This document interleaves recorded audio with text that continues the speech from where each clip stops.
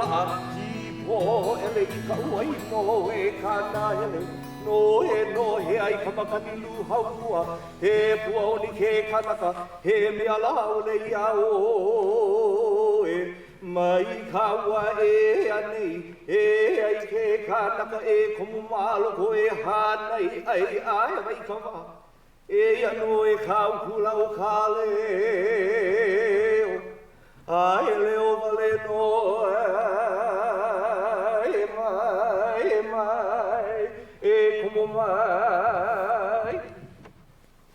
Mahalo. Aloha, welcome. Thank you for coming.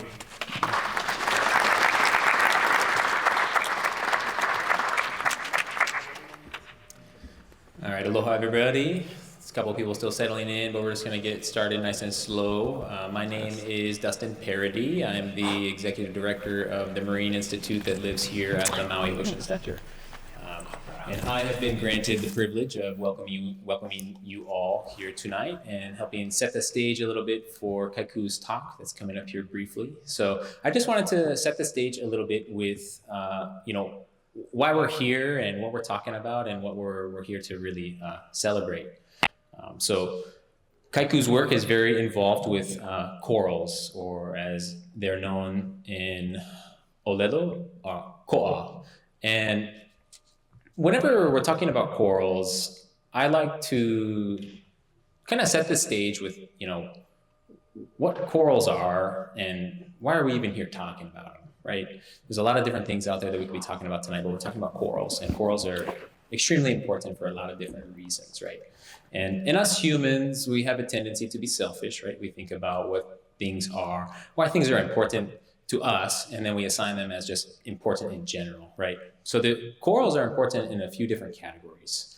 So corals are important in an environmental context because they provide a lot of environmental services for both us and the marine creatures that inhabit their space in the nearshore marine environment. So we're all here to listen to a coral talk, but I just want to make sure everybody knows corals often are mistaken for rocks, and they are not rocks. They are living animals, and they're very important animals, and they're also very unique. And these animals, these corals, are sessile for the majority of their life, but they start their life as motile little creatures looking for a place to settle down. Just like us humans, we leave our homes, we go look for a new place to settle, we settle down some roots, and we start to establish ourselves. And these animals are different than some other animals. They have plants that live inside of them. And not in the way that we have plants inside of us, right? We eat plants and they pass through our digestive tract and then they pass out the back end. But these corals, they have evolved to have these internal symbionts that live inside of them. And that's just fancy talk for something that lives inside that benefit both one another, right? So these internal symbionts are called zooxanthellae. They're marine algae, and they live inside of these corals' tissues. And these algae are what give corals their color, right? The beautiful yellows and purples and blues and greens that you see when you're snorkeling are a product of these zooxanthellae, not necessarily the corals. And these zooxanthellae are just like plants. They live on land, and they do photosynthesis. They collect the energy from the sun, they produce sugars, which are food for themselves. And these zooxanthellae are so effective that they produce more sugar than they need for themselves, right? And so what do they do with the excess? They do what we do with excess, they dump it off, right? And they happen to be living inside of these corals' bodies. So they dump off the sugar on the inside of these corals, and these corals benefit from that, and they utilize that energy, right? And this is important because the marine environment is a bit like a desert. When you snorkel, you may not guess, right? Because it's teeming with life. There's fish, there's inverts, there's corals, there's algae, there's all kinds of stuff around. But nutrient-wise, it's a little bit like a desert. It's hard to come by. And when you're a sessile organism, you can't go get it, right? You can't be like a fish and you can't swim around and go find the food. The food has to come to you and you have to capture it, right? And so by having this internal symbiont produce some food, these corals benefit immensely. They can capture, they can use this food, and they can have a higher growth rate. They can have a more robust immunity to the things that are threatening them around them, right? So this mutual beneficial relationship is very important for them, right? But where's the rock come into play, right? Why do they look like a rock? aquatics, right? So there are animals that have plants that live inside of them that produce food for them, and then they create their own stone house. They secrete this calcium carbonate skeleton, and they build upon it over time. And us humans, right, we like to investigate things and learn things and think we know lots of things. But one of the things we don't know about corals is how they do it, right? There's a few theories out there, and they're in contradictory to one another. We know that they do it, but we don't know how, right? So these corals produce this skeleton. And the skeleton that they produce creates the infrastructure for which these marine animals live in, right? Corals are compared to the rainforest of the sea, right? They're like the forest that have all these animals living inside of them, but they're aquatic, right? So they create this infrastructure that these fish inhabit, these inverts inhabit, and it's a busy city, and they're all living off of one another, right?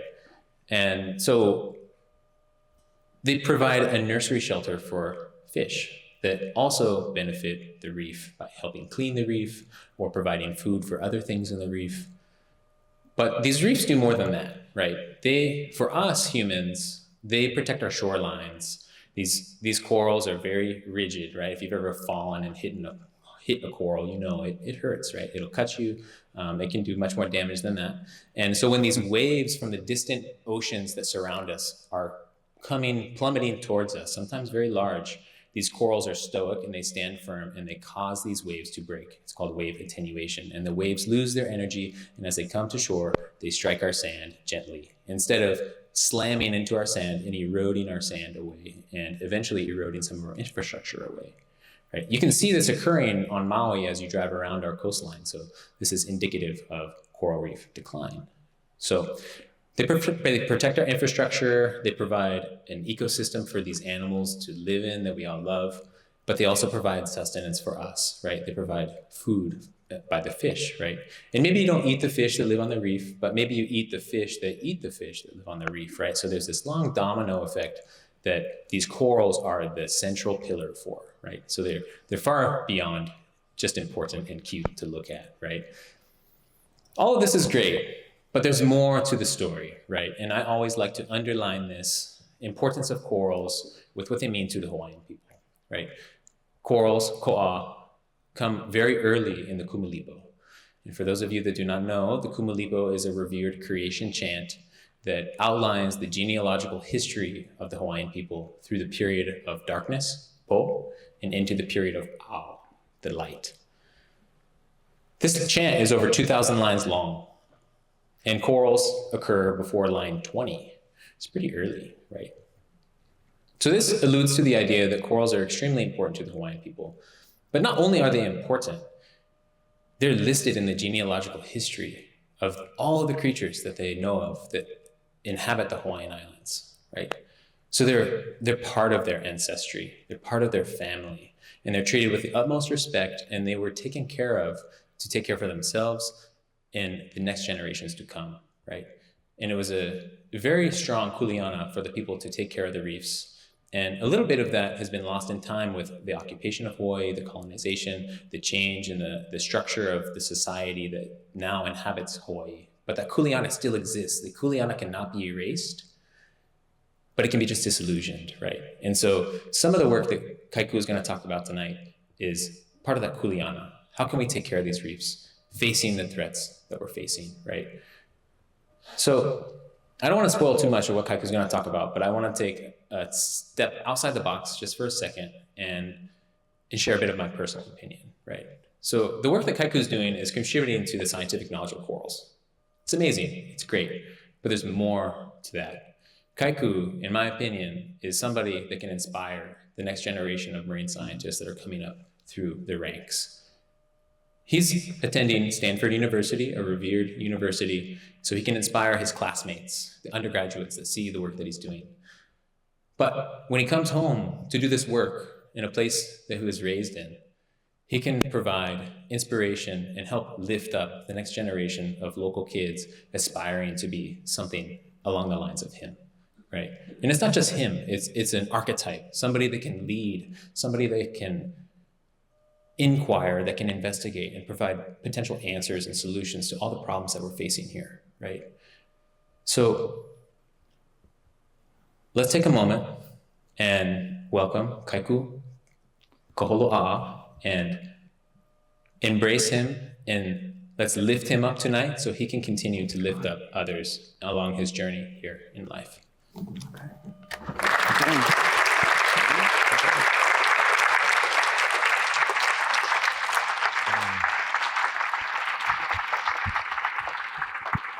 Hello? Thank you. Let me know if you can hear, yeah. Okay. Test. Thank you so much, Dustin, for that introduction, and thank you to Uncle for the oli. Before I begin my presentation, I just wanted to tell you all a little bit about myself. So, o wau o Kaʻikuliumaikalani Kaholoaʻa, no Molokaʻi mai au, me I keia manawa ke hele nei wau ma ke kula nunui o Stanford University, me kia la ke walaʻau nei wau. Ina koʻa me pehea mai o kou e malama ina koʻa o Hawaii. Aloha, my name is Kaiku Kaholoaʻa. I am born and raised on Molokaʻi, and I'm finishing up my Ph.D. at Stanford University. And today, I'm going to talk to you all about coral reefs and what you can do to help support the conservation of these critical resources. A little bit about myself is I was born and raised on Molokaʻi in Hoʻolehua by the airport, and my family depended on the ocean, on our natural resources to survive. So we would hunt and fish. My uncle in the crowd here taught me how to throw my lay net, to lay net. I'm very proud of that. And so from a young age, I became really connected with the oceans, my natural resources, etc. And something that really stuck out to me was swimming along the reefs is actually where I felt most connected to my kupuna, to my ancestors. When I swam around collecting fish for dinner, it felt like these are the same exact reefs that my kupuna swam and used to sustain themselves. And that really aligned well with me. Unfortunately, on the north shore of Molokaʻi at Moʻomomi is where I first witnessed coral bleaching. And I was in middle school, so it really intrigued me. And I really enjoyed science, so I pursued a path on how we can use science as a tool to not only uplift our local communities, but to protect our natural resources. And yeah, now I'm at Stanford University. I've been through so many experiences, one being visiting the Marshall Islands, which are low-lying atolls, and this work there is very important to them, mostly because they don't have really strong lands and areas to protect them from the ocean. They really just have the reefs. The Marshall Islands, Majuro Atoll, is literally just a strip of road in a circle with houses on both sides of it. And so you can literally see the ocean and the lagoon, and it's really close. And so they really depend on these resources to survive. And I'm really happy to be able to start my research project here in Hawaii because it's starting to feel like I'm fulfilling my kuleana of using science to support local communities, or my own community. Okay, and so with that, I think I'll begin. What I hope you can learn today is some general information about coral reefs, the value of these ecosystems, and how they are threatened. 2, I want you to understand what we're doing here this summer and how our work greatly supports coral conservation. And 3, I want to give you all a sense of what you can do to actually support these initiatives and these conservation goals. And that's basically what we'll talk about today. We'll start with that background. Then we'll talk about existing reefs and marine protected areas, followed by that project that I'm talking about that we're doing right now. And then finally, how you can support. So thank you, Dustin, for covering most of this. But coral reefs are biodiverse, economic, and extremely important ecosystems. They provide habitat up to 25% of all marine organisms, And this is what Dustin was talking about when he was saying that they're the rainforest of the sea. There's just so many things that live in corals, small and big, and it just really is the source of all of our livelihoods. So it's a source of food for millions of local fishers, supports local livelihoods and offshore fisheries. That's ecology in which the little fish that live in the reef get eaten by the bigger fish, and then you get sashimi, which is great. Oh, I'm glad that was funny. Okay. And then most importantly, on those low-lying atolls, they reduce wave energy by 97%, which is really important given climate change. Climate change threatens global reefs, coral reefs across the world. This is causing an increase in storm severity and frequency, which means they're happening more often and more strongly. But in terms of coral reefs, rising sea surface temperatures is the biggest threat. This increase in temperatures causes corals to bleach. Here in step 1, we have a healthy coral living with its algae, and they're dependent on each other to survive. The algae live in the coral and get a place to live, while the coral receives up to 90% of its nutrients. So that's a major amount. In step 2, we have a stressed coral, likely due to those rising sea surface temperatures. And what happens there is you can see the algae leaving, those little specks, and the coral turns pale because it loses the algae that gives its color. In step 3, we're left with a bleached coral, where the coral is stark white, all the algae has left, and the coral is vulnerable for disease and starvation. So preventing bleaching is a really big key in coral conservation. So these rising sea surface temperatures is happening on a global scale, and it's really hard for local governments, organizations, and communities to control. But other stressors are happening right here, and they can be controlled. And so what we can do is control these so that corals have the best chance to survive the rising sea surface temperatures, which are the biggest threat. These stressors include algal like sedimentation, nutrient pollution from agriculture, sedimentations from the mountains and sea. That's when dust just goes everywhere, and then the corals suffocate, they breathe, and they can't even photosynthesize. Overfishing, this is an ecological issue. When you remove the bigger fish, nothing can eat the algae, and the algae smother the reef. They just cover it because they grow faster and they can grow above the coral. And then finally, we have just general awareness and irresponsible behaviors. But I think Hawaii does really good with that.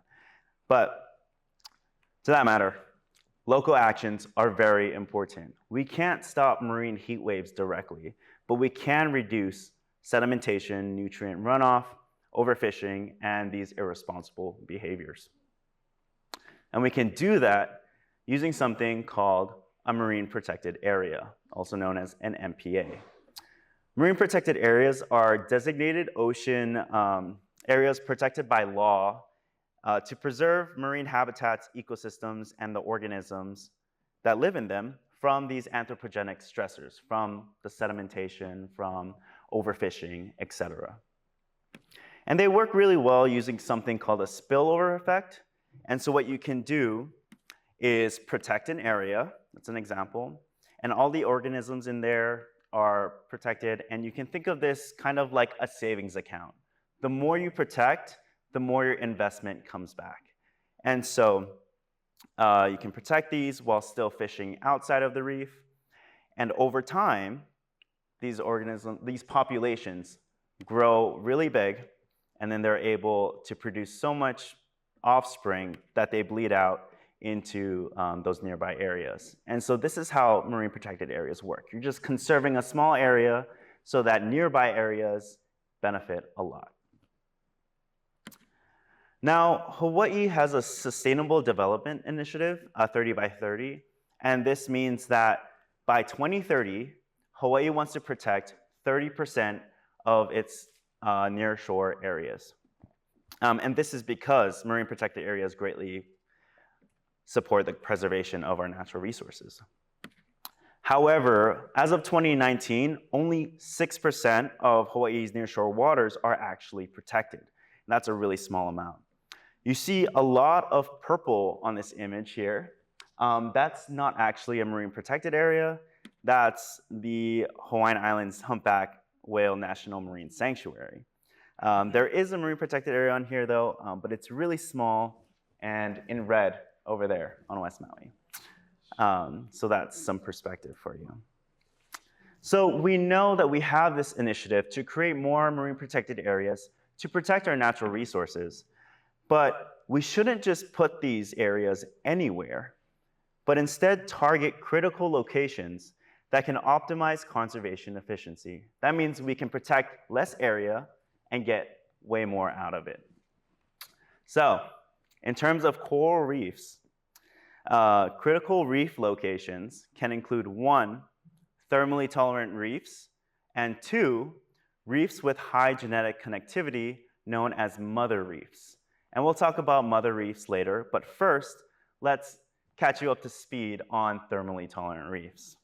And so the main idea on that is that some corals are more resistant to heat stress than others. If you look in this image, we have a cluster of corals. They're all the same species, and they're living in the same area. So that means when that marine heat wave comes in, they're all experiencing the same amount of heat. But what's interesting is that some corals remain healthy, others have slight paling and moderate bleaching. Some undergo that stark white bleaching where they're completely bleached and are vulnerable to death. And we have, unfortunately, those that don't make it and are covered in algae. And so what this is called thermal tolerance, which is a measurement of how much heat a coral can stand before bleaching. And as a reminder, preventing bleaching is the key to coral conservation.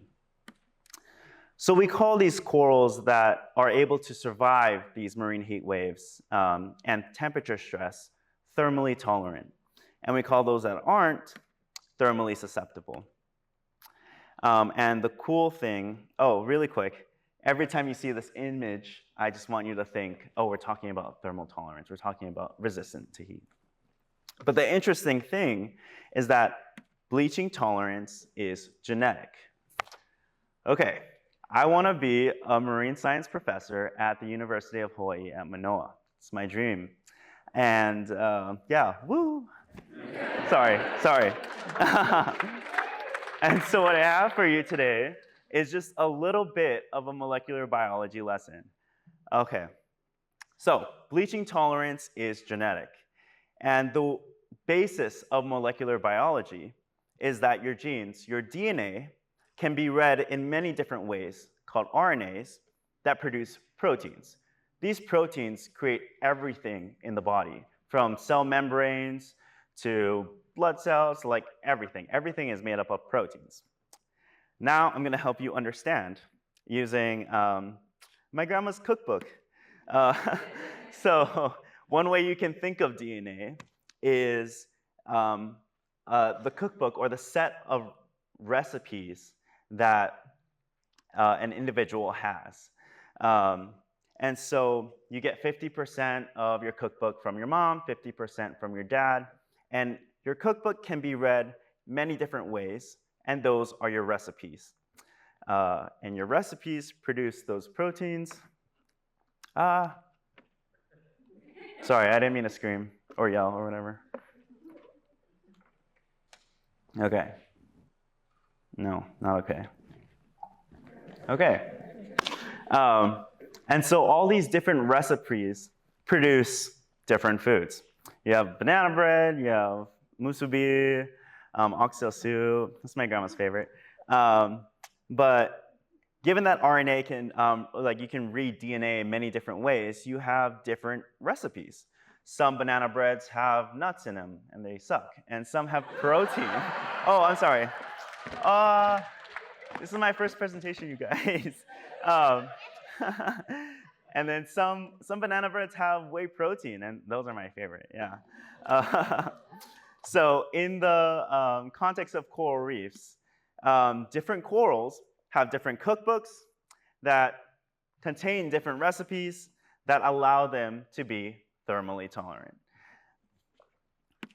Yeah, some corals have better cookbooks, better recipes, etc., that can help them survive thermal stress. And so when that marine heat wave comes in, they all look the same on the reef until they start bleaching. And after they do that, then you can actually see which cookbooks will be kind of the winners of climate change. This is important because bleaching tolerance can be passed to offspring. So this is a study conducted by someone else. And basically, if you're a coral larvae or a coral baby, if your dad was thermally tolerant, you have up to a 2 times chance of being thermally tolerant yourself. Your mom, up to 10 times. And then when both mom and dad are thermally tolerant, you can have up to a 20 times increase in your own thermal tolerance. And so this is really important because if parent corals are thermally tolerant, then their children can be thermally tolerant as well. And we can use that for our conservation goals. But since bleaching tolerance can be passed to their offspring, coral reef populations have the adaptive potential to build a resistance to climate change.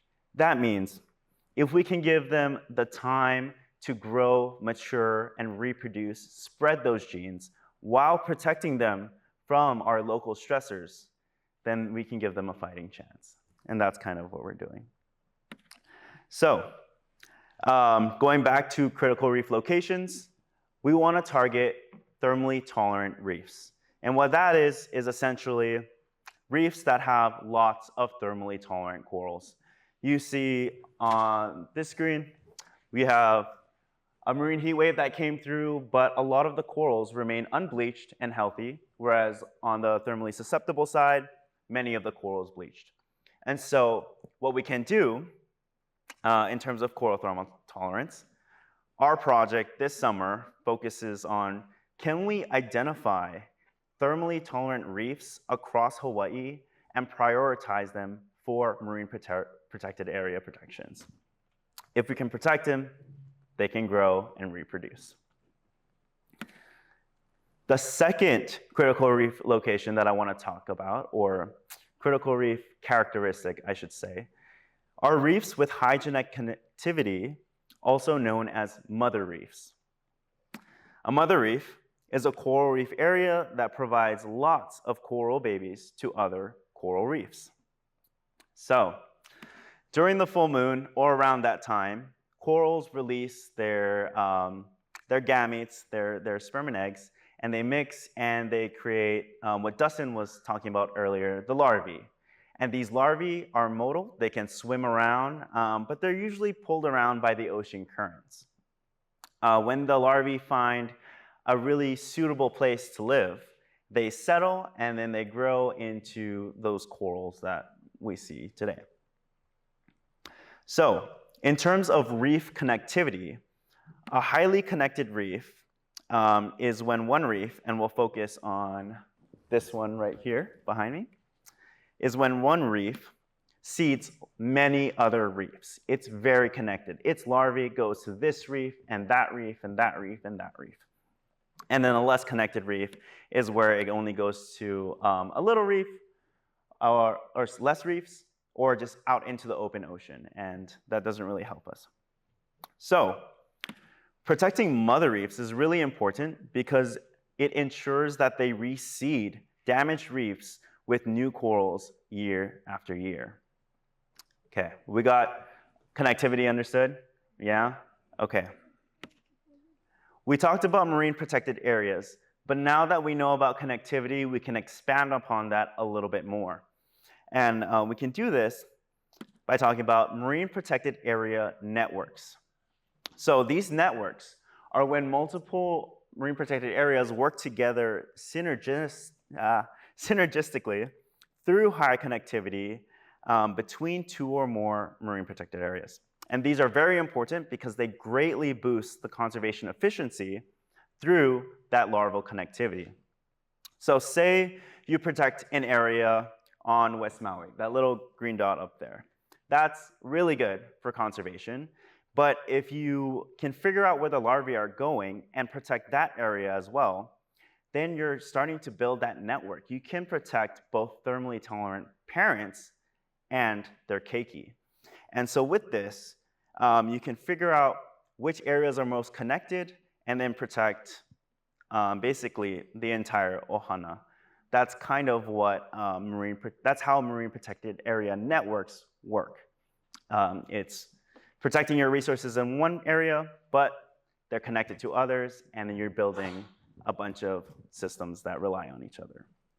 So in terms of reef connectivity, our project this summer asks, can we also identify highly connected mother reefs across Hawaii to establish those marine protected area networks? And so we talked about thermally tolerant characteristics and larval connectivity characteristics for our MPA designations for those 30 by 30 goals. And I don't know if you can see where I'm going with this, but the overall question that we want to ask is, can we identify reefs that are both thermally tolerant and have high connectivity for these marine protected area designations? Because that way, when our thermally tolerant parents produce their keiki and they go to different reefs, we can protect them as well. So we're not just protecting current thermally tolerant reefs, but we're also protecting thermally tolerant reefs of the future. And that is how we can maximize our conservation efficiency. Cool. Yeah. So, sorry, blah, blah, blah. Okay. Maui Nui background. Yeah, given my background, being raised on Molokaʻi, wanting to use science as a tool to help my local community, I chose a dissertation project that aligns with my interests of coral genetics, and particularly focused it on Maui Nui. There are a few major reef tracts on Maui Nui, and if you look on the image, the yellow areas are where you have decent amount of coral coverage, and the red areas are where you have lots of coral coverage. That's greater than 50%. So lots of corals, they're healthy. And one of them is Kawela Reef Tract. This tract on Molokaʻi is really significant to me because my parents live there right now, and they live off the reef like almost every day. And yeah, I have lots of fond memories on the Kawela Reef Tract. The next reef I want to point you to is Oluwalu. And the reason why I want to do that is because Oluwalu may fit the criteria for one of these new protected areas. And the reason for that is, one, there's a strong community desire for protection. When you create these protected areas, they have to align with local livelihoods, the people that are very intimate with that area, and all of those things. But the people of Oluwalu have identified this area as culturally significant, meaning that this is a place that they would take their keiki to learn how to spearfish, how to connect with the ocean, etc. But it's also threatened by those local stressors of sedimentation and overfishing. And so Kipuka Oluwalu, which is one of the major nonprofits of Oluwalu, is really advocating for the designation of Oluwalu as a marine protected area so that they can preserve the reefs there for future generations. Essentially, they want to make sure that the reefs there stay healthy so that people can take their kids and their grandkids there to learn about, or just to connect with the ocean, you know? And so a strong community desire is really important for establishing these protected areas. The second thing is that here at MOCME last year, we did some tests on Oluwalu and found that Oluwalu actually harbors a lot of thermally tolerant corals. And so that's already one potential thing that we can look into. But the second thing is that Oluwalu is pretty much known as a mother reef location. This is a study conducted by someone else, and they show, someone else. They show, okay, so during different times that corals were spawning, they released little particles in the water, and those particles like went to different places, and they wanted to use that to see where the coral larvae end up. So this was done using the finger coral across many time points. And as you can see on the little yellow dots, the compressa at Olowalu seed a lot of West Maui, South Molokaʻi in A, and B, it goes basically all across South Molokaʻi, C, West Maui, D, Molokaʻi, etc. So basically, this is how they were like, Olowalu is a mother reef. It seeds all these other areas. Something interesting, though, is that this type of study where you release the particles in the simulations shows where the larvae travel, but it doesn't actually confirm if the larvae are choosing this as a place to settle, if they're like going down and settling, growing, and reproducing. But that's one thing that genetics can confirm. And so that's how I plan to support this study and support Olowalu's designation as a mother reef by having concrete evidence that, yes, we're getting parents in Olowalu and their direct children in South Molokaʻi. And this is really significant to me because it provides an opportunity for my people to really come together as a group with a shared kuleana, and that is to protect these important reef areas. If Olowalu is indeed a potential mother reef that seeds many other reefs, then you have like a greater, what do you call it? Like, yeah, you have more collective support across Maui Nui to protect these marine resources. And what I mean by that is I was talking to my parents on Molokaʻi, and I was saying, oh, I'm working on protecting Olowalu because a lot of their corals come here. And they were like, oh, that's interesting. That's good for Olowalu. And what I really want them to understand is like, it's not just good for Olowalu. It's kind of critical for us. The Kawela Reef Tract is very dense and filled with lots of coral. That's that red area. And it could be dependent on the fact that we receive a lot of coral from Olowalu. And so it's very important that we understand, or that we align together as a community to identify these really critical reef areas.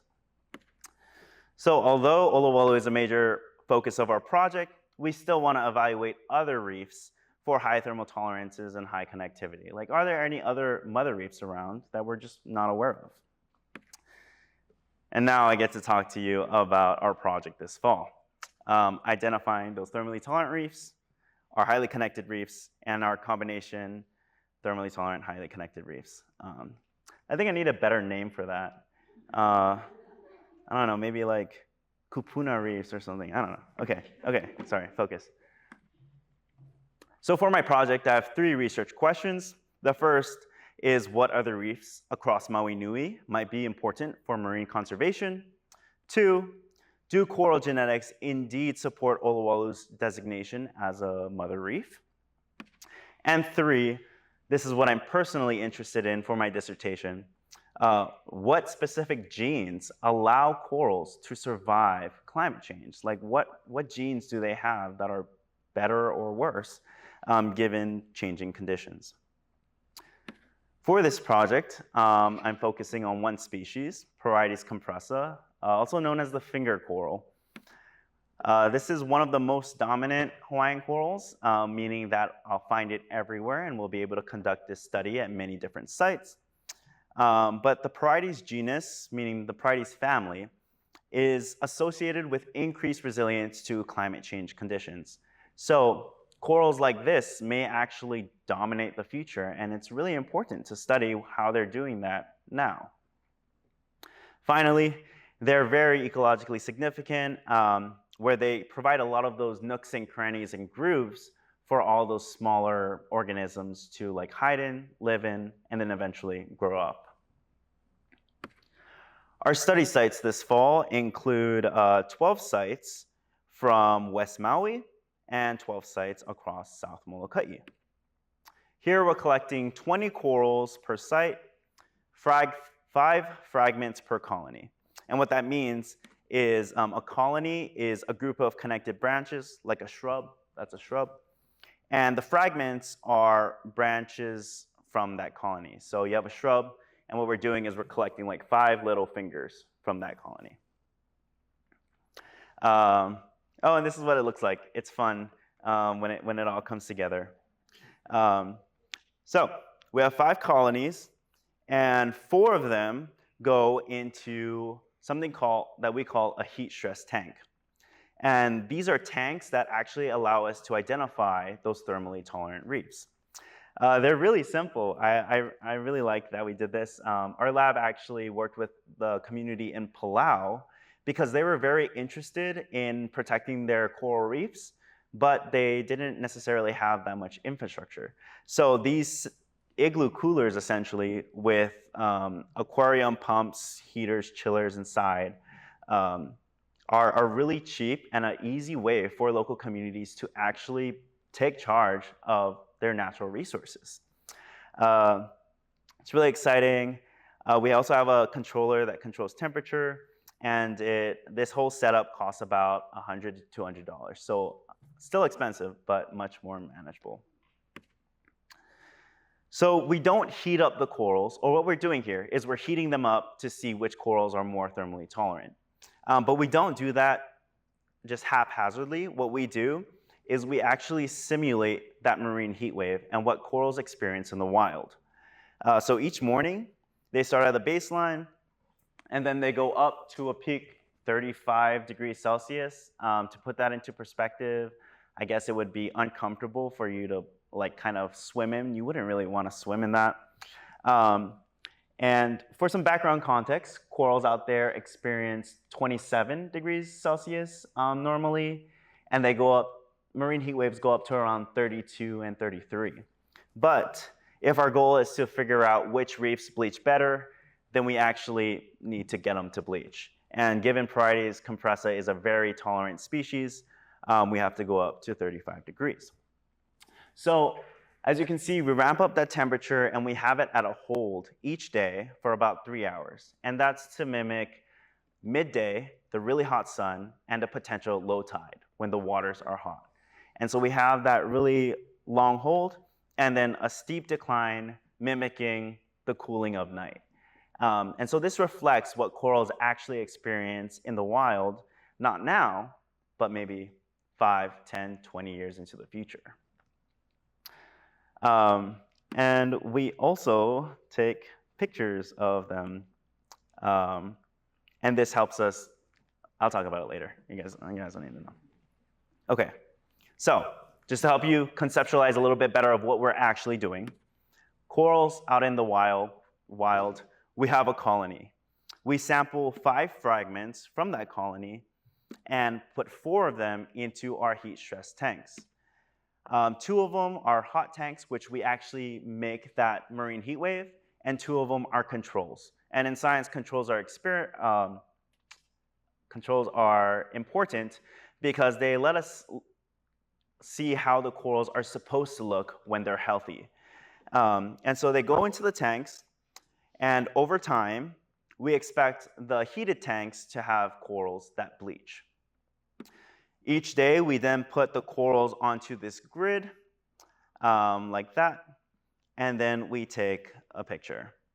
And this is some of our actual results. Okay, so in this image, our columns are our individual coral colonies. Those are all the colonies that all the branches came from the same shrub. So all those came from the same shrub, those came from the same one, etc. And then our rows are different tanks. So we have a heat tank or a heat row, a control row, another control, and then another heat. And from this image already, we can start identifying those thermally tolerant corals. For example, this colony is very healthy and no bleaching. This one has some slight paling. This colony has severe bleaching, while this one is completely white, and so it has that complete bleaching. And so from this, we can deduce that these corals, these colonies here that we picked up from the reef, are the thermally tolerant corals, and these are the thermally susceptible corals. So this is essentially what we're doing at each reef. We're going to these different reefs, figuring out which ones have the most thermally tolerant corals and which ones have a lot of thermally susceptible corals, so that we can figure out where to put those marine protected areas. Each day, we give the corals a little bit of a score, where a 1 represents healthy and unbleached. So this coral would be nice and unbleached. And then a 5 would be completely bleached, which would be this one. And so we do this with local communities. We teach them how to actually score these. It's very simple. But what we also do is we take this picture that you see here. And if you notice on the side, there's a coral color card. And so what this does is essentially lets us create software so that we can see exactly how the color is changing over time. That way we can see, we can better quantify how much these corals are bleaching under specific temperature stress, which can help us with a bunch of other things. The cool part is right now our lab has something called the Coral Futures Academy, where we teach communities in the East Pacific how to do these projects. And what they do is take the picture, upload it to the computer, and then we get to analyze it with them, giving them real-time results, which is great. So essentially, overall, this is how we're identifying those thermally tolerant reefs. Great. Now, the second thing that we want to evaluate is the genetics, that high connectivity. Earlier, I told you that we collect 5 fragments, and 4 of them go in the tank. But the 5th one actually gets preserved in this little vial, and we take that back to the lab, and I get to sit in a lab for like months and extract their DNA. No, I love it. I love it. I love it. Yeah. And so with this, with the DNA, we can actually conduct like a 23andMe or an ancestry, if you're familiar with that. And it basically allows us to see which corals are related, which ones have parents in, say, Olowalu, and which one, like, do the parents in Olowalu have lots of children in Kawela, in South Molokaʻi. So that's what we mean when we say genetics. And so with this, we can ask, does Olowalu indeed share most of its genetics with Kawela? Or do other sites contribute more larvae than Olowalu? Or maybe even, do all West Maui sites contribute the same amount? This is really important to know for marine conservation. Cool. That's how genetics can answer our first 2 questions, and how I can use science as a tool to help like initiatives that are actually happening right now, which I think is really cool. Next is coral genomics, slightly different than genetics. And this is how we can identify what genes are actually making corals thermally tolerant. Earlier, we talked about how DNA is transcribed into RNA and make proteins, and how different corals have different recipes that can help them survive climate change. The cool thing, though, is that I get to combine, or by combining our results from the heat stress tanks with the genetics, this gives me the perfect opportunity to actually figure out what those genes are. And it's done through something called an association study. So basically, we identify all our thermally tolerant corals, those green ones over there, and all our thermally susceptible corals, and we just group them together and look at their cookbooks, which are their genomes. By looking at their cookbooks, we can associate which recipes happen in only the thermally tolerant corals that are missing in the thermally susceptible corals, or like which ones have, like what genes are actually popping up. And this is really cool because this is conducted in the medical field. This is how people have figured out like if you're more susceptible to a specific genetic disease, they use association studies. So that means that I get to use them for identifying thermally tolerant genes, which I think is pretty cool. Yeah. So by doing this, we can figure out what genes help coral survive climate change. And this also broadens the project beyond just Maui Nui, because this is something that scientists all over the world are actually trying to figure out. So it's really cool that I get to support both my local community, but also the global scientific community. So what success looks like. What I hope to get from this project is to be able to map the thermally tolerant or highly connected reefs, more importantly, those combination thermally tolerant mother reefs, kupuna reefs, maybe, across Maui Nui.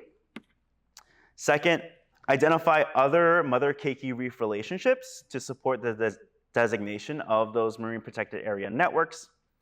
And finally, I really like working with my community members, local organizations, and training interested parties in how to conduct this type of work.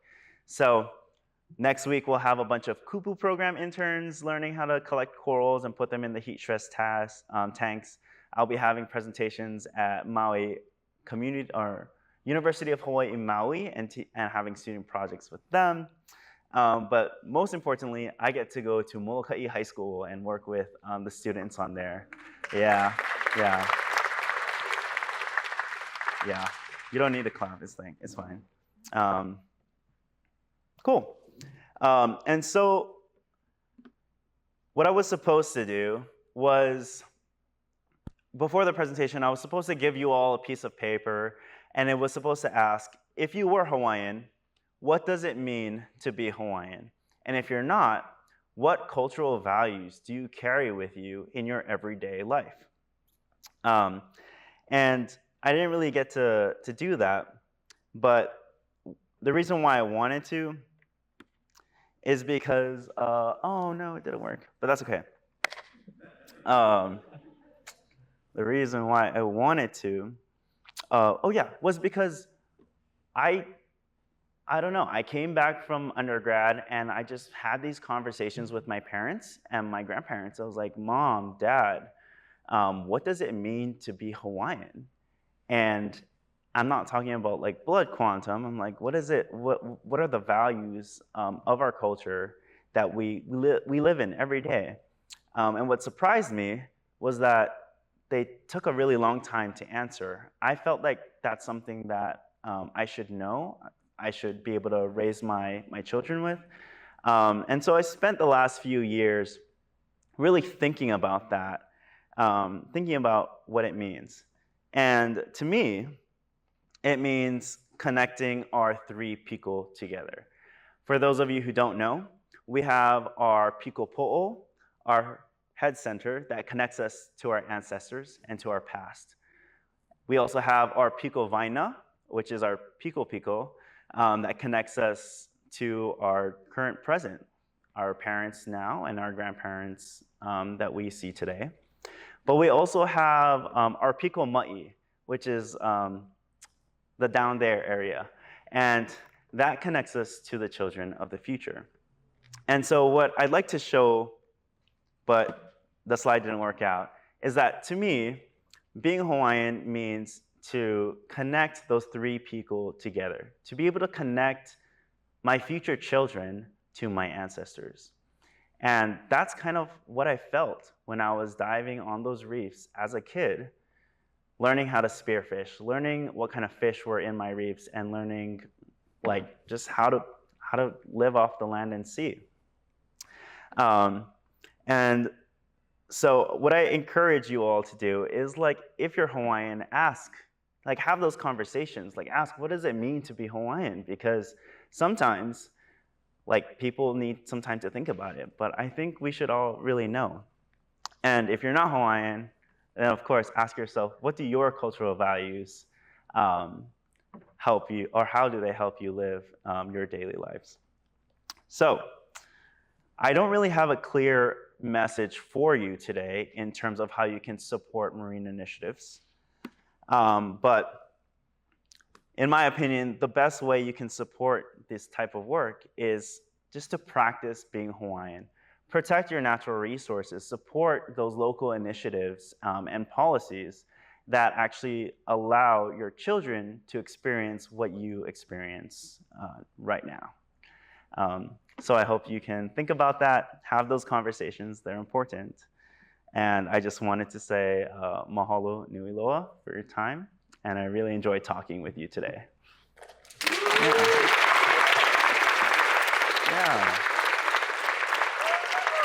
Yeah. Okay.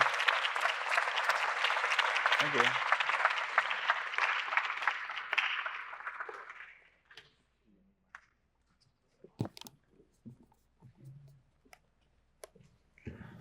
Hi, how you guys doing? You guys good? Yeah, sleepy? Oh, shout out to all the aunties and uncles I know out there. Yeah. Uncle, this was my Uber driver. He drove me. No, I'm not even kidding. He drove me from the airport to Lahaina to pick up a rental truck. And I was just like, come, unks, come. And he was like, yeah. And I was just like, yeah. Sorry. No, yeah. You're fine. Keep talking. You're fine. No. Please, everybody, let's give him one more round of applause, please. Yay, thank you.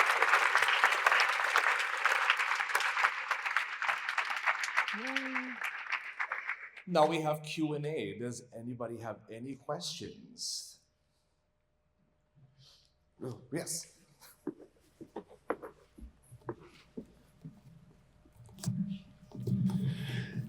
Yeah, I actually have two questions. The first one is when you were exposing the coral fragments to elevated temperatures, talk a little bit about the time frame for that. Like, were you expecting fairly quick response, and did it really matter? Did you have to do that longer? And then quickly, the second question has to do with the mother coral, because you were talking about Olowalu being the mother coral going to Molokaʻi, but could it go in the other direction? Could there be mother coral in Molokaʻi going the other way? Thanks. Yeah.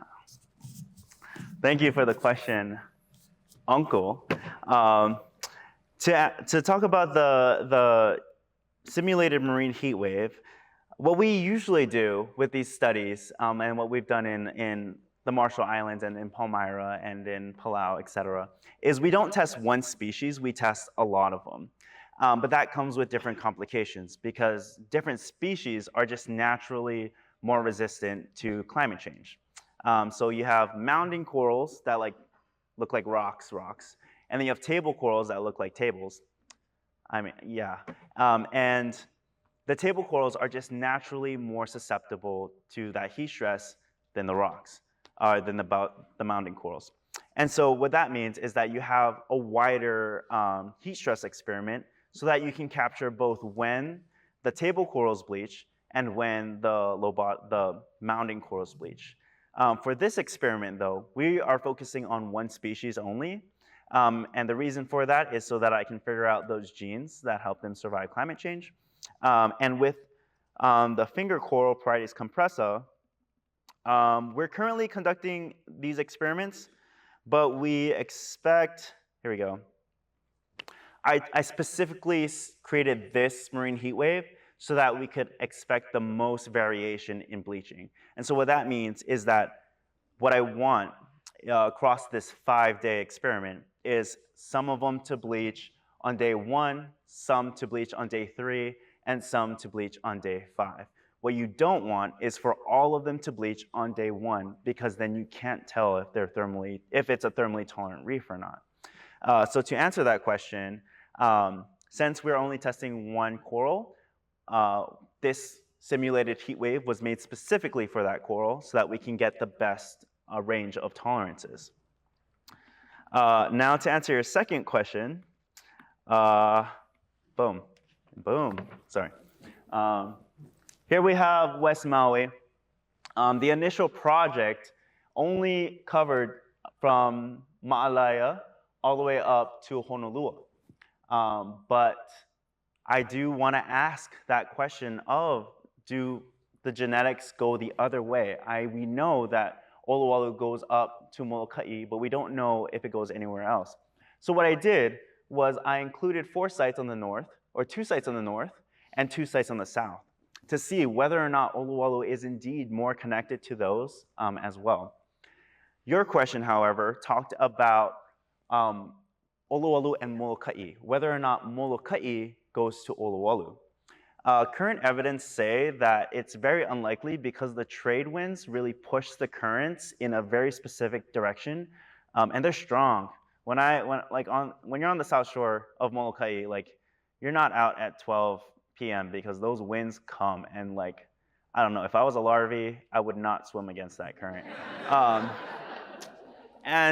So the way I'm going to answer that question is theoretically no, but it could be interesting to see what the genetics say, you know? What if we had a parent on Molokaʻi and their keiki were on Olowalu? If so, then there's your answer. Cool. Yeah. Yeah, so the question was, how do we track spawning and movement? That's by those different models. So I'm a geneticist. I don't like making models and predicting where things go, but other scientists do, and we're a collaborative community. So what they do, we are. And so what they do is those things where they model everything of the ocean, like the way the waves go, the wind, the currents, temperature, salinity, everything. And with those models, they can combine that information with seasons to figure out where different things go. It's like, you know how like the weather station in Kaʻikuliumaikalani can tell you wherever like it's gonna rain and stuff? Those are all based off predictions. And that's essentially the same thing here, except instead of predicting the weather, they're using the weather predictions to predict where the coral go. And they do that, they get those type of data, like the temperature, the wind, the currents, by putting things out there that are able to test that. So they put like buoys, they see how much the buoy is moving, that kind of thing. I don't know specifics because it's not my thing, but you know, yeah.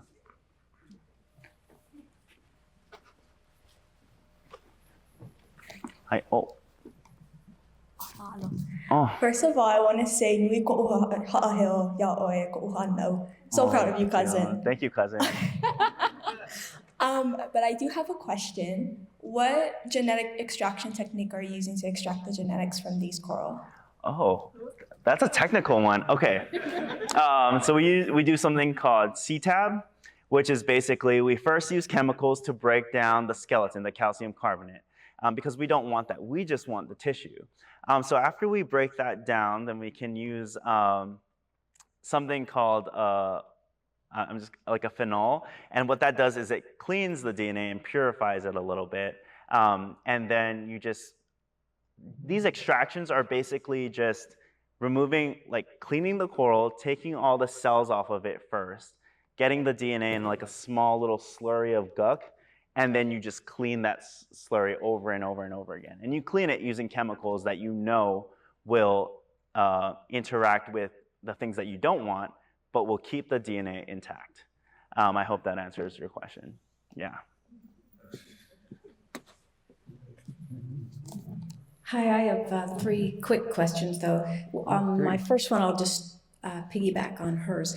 I haven't heard during this speech that you have genetically modified yet. Is that correct? Oh yeah, that's not my thing. No, not you specifically, but anyone. Yeah, there are some things that there are people trying to do genetic modification, but the problem is you need to know what genes actually help them survive climate change. Like you can't just put anything in, and if you could and put them out there, that's kind of irresponsible, really. But I think there could be people out there. I'll ask my boss.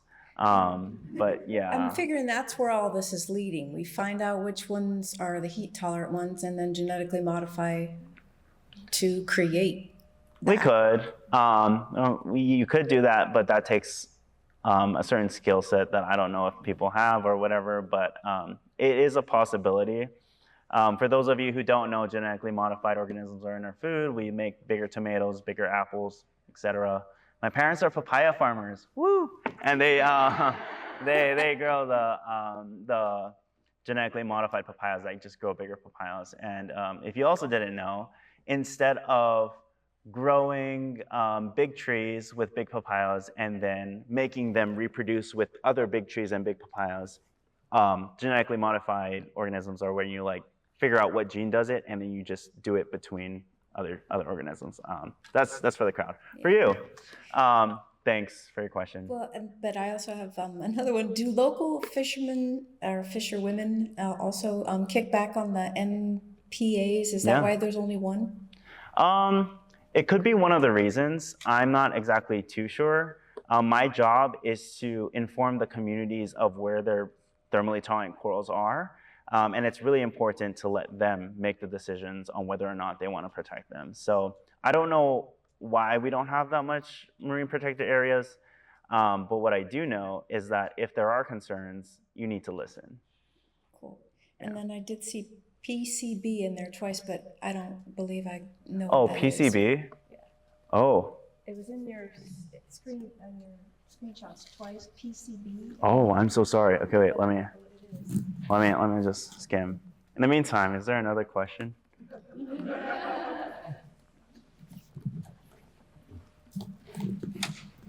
Well, thank you, community. My name is Hannah Marie.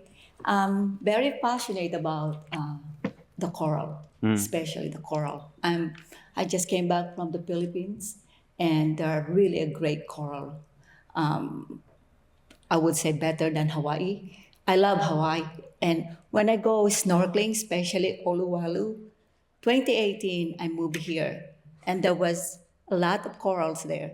But now, when you snorkel there, looks like you are snorkeling on top of the graveyard. So what you're doing right now is the information is really become a steward of this community, our Maui.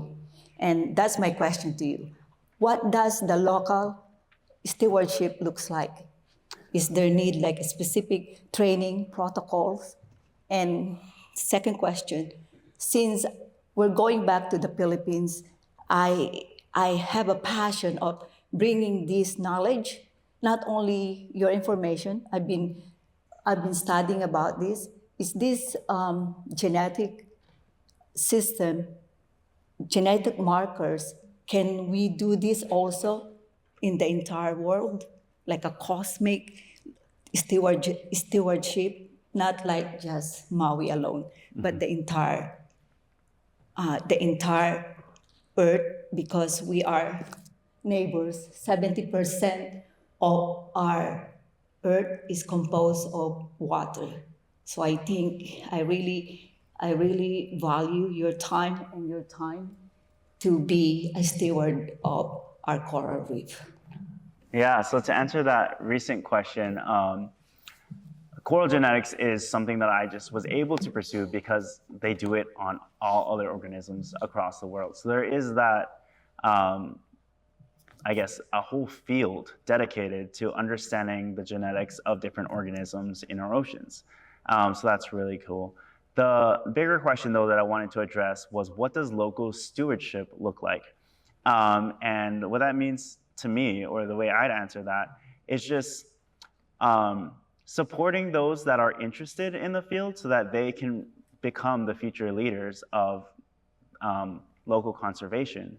When I was growing up, my parents actually didn't really support me being a marine biologist, and it wasn't them like not wanting me to, it was just them not knowing that this is an actual career that I can live my life off of, and I can support my community.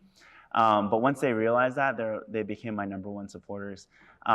So local stewardship means supporting those that are like providing access for those to learn about this type of work and to see if they want to become the leaders of these resources, but also to, training.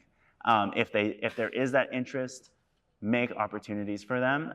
One way that our lab does that is through that Coral Futures Academy, where they do it on their own. We teach them how to do it, and they send us the pictures. And so that's another way that we can do it. But I can't think of any more off the top of my head, but if I do, I'll come talk to you after. Also, Auntie, I'm sorry, I don't know what PCB, where the picture is. Yeah. Yeah.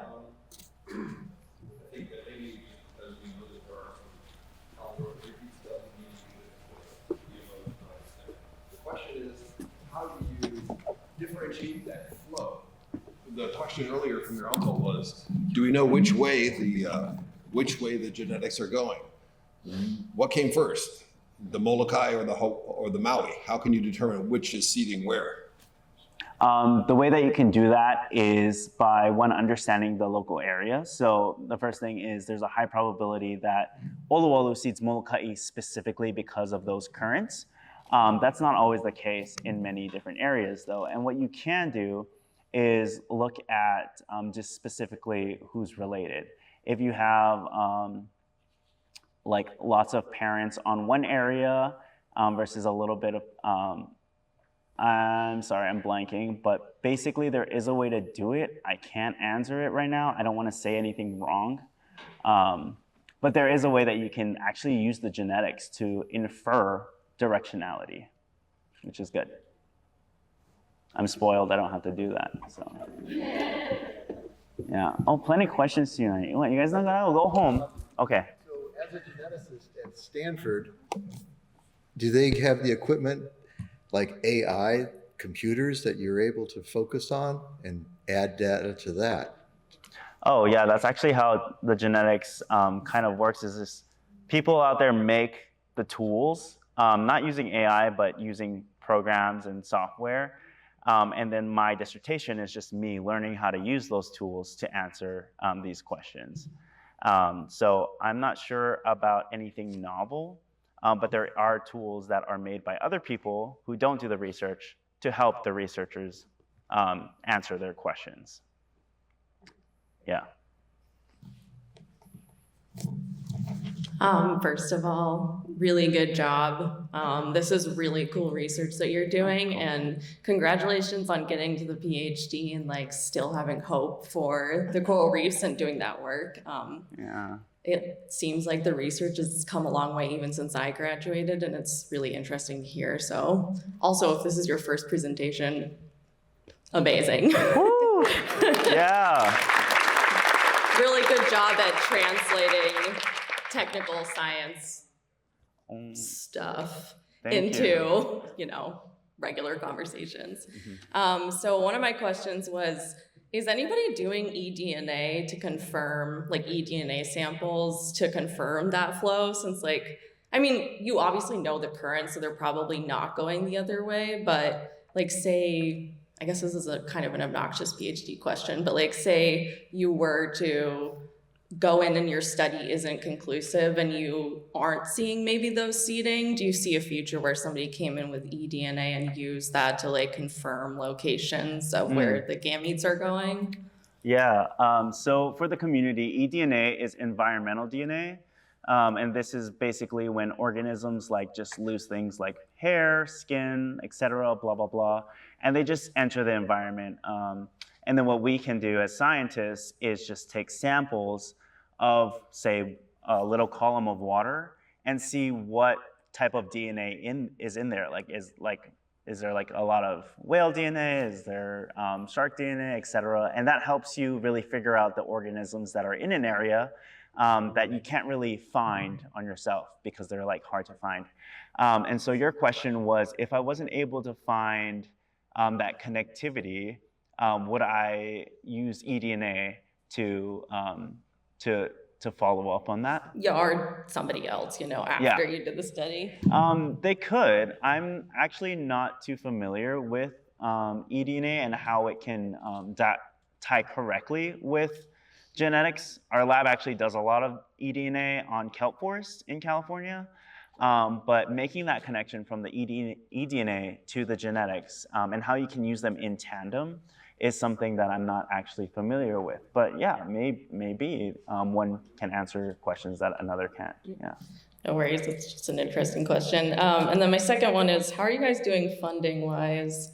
And are you at all publicly funded and need some more money? Oh my gosh, I actually don't know. I do have a little anxiety because my boss doesn't tell me how much funding we have, so and it's okay, I'm from Molokaʻi, so cheap, yeah?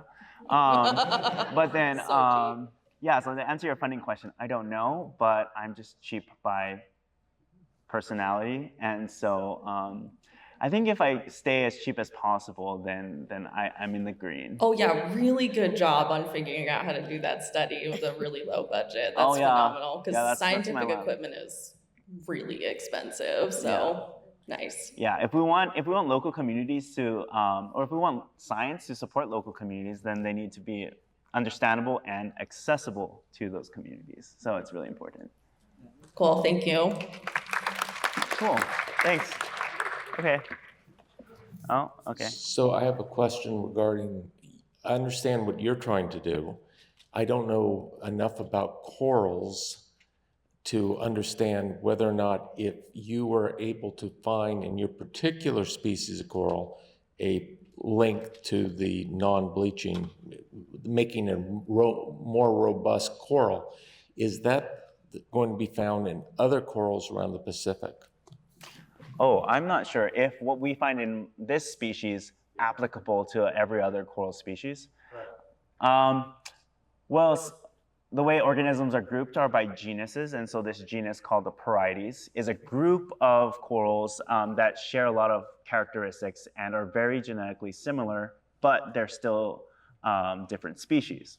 And so the results that we find are kind of pretty applicable to corals of the same family, but they serve as hints to those that are not in the same family. For example, the tabling corals or other types of cauliflower corals, they're not directly related to these corals, but the information that we get here serve as those hints, and then we can target our studies to those hints. And that's basically how science works, yeah. Thank you.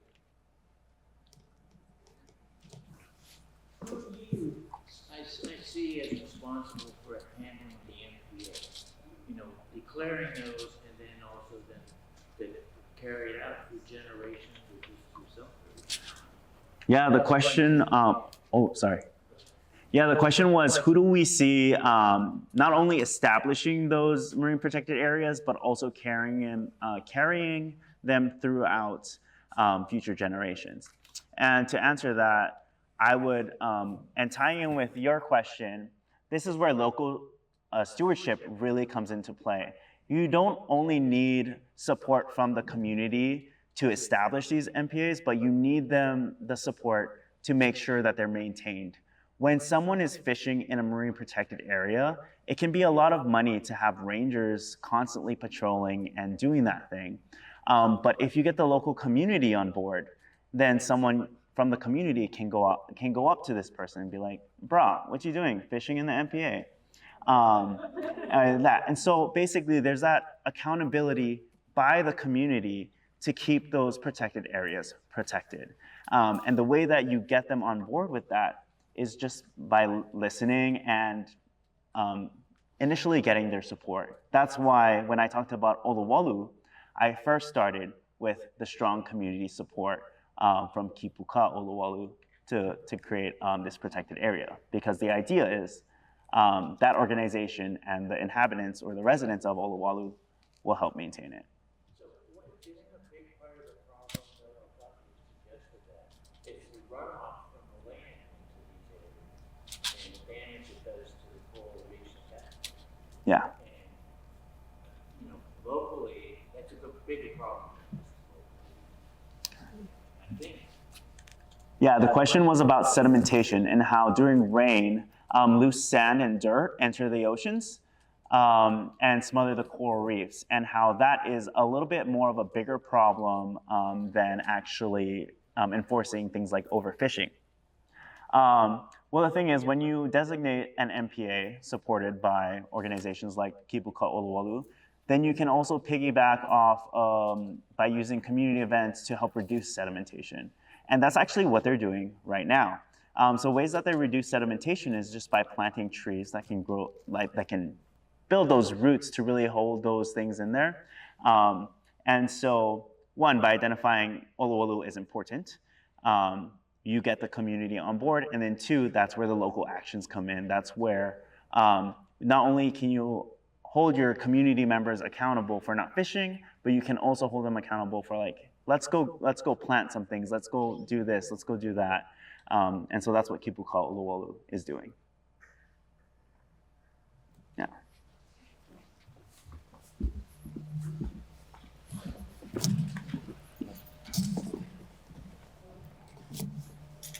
Thank you, by the way, for your presentation, Mahalo. Yeah. I work with Mauna Kala by Watershed Partnership, and we do have a reforestation project just right above Kipu Kaʻoloaʻa, and we do have volunteer days if you want to weed or plant some native plants. And also, my question for you is, how do we stay connected with your project, your results, and then your project? Oh, no worries. You don't have to stay connected because I'll come back. I'll be back. Oh, you know, yeah. This is my kuleana. You know, I'm gonna follow up with you guys. Of course, I have to. I'm gonna let you know what I find out. And so, I guess the way that you can keep up with the project is just looking out for those Instagram posts by Auntie Tori about when my next presentation will be, because that's the goal here. Is here I'm telling you what the project is, and then, I don't know, next year I get to tell you what I found. And that's the exciting one. That's the exciting project. Yeah. Mahalo, thanks. Yeah. Oh, and also the plug, local plug, you know, if you want to plant trees. Beach cleanups, attend to beach cleanups, and yeah, that'll help too. Mahalo. Yeah. Alrighty, we'll take a couple more questions. Anybody else? No.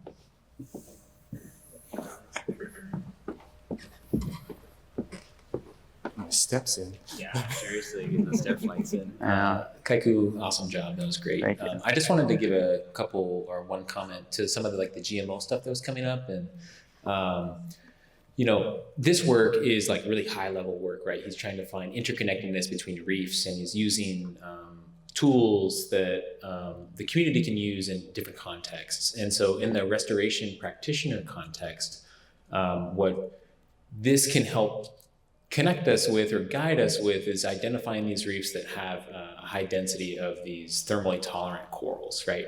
And we want to protect those through MPAs and make sure they survive, but we also want to encourage more of those to come.